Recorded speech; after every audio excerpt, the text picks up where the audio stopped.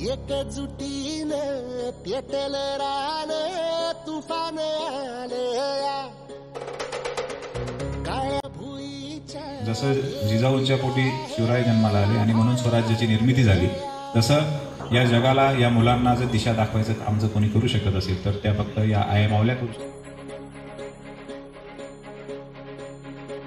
एकजुटीने पेटल रान तुफान आलया काळ्या भुईच्या भेटीला आभाळ आलया.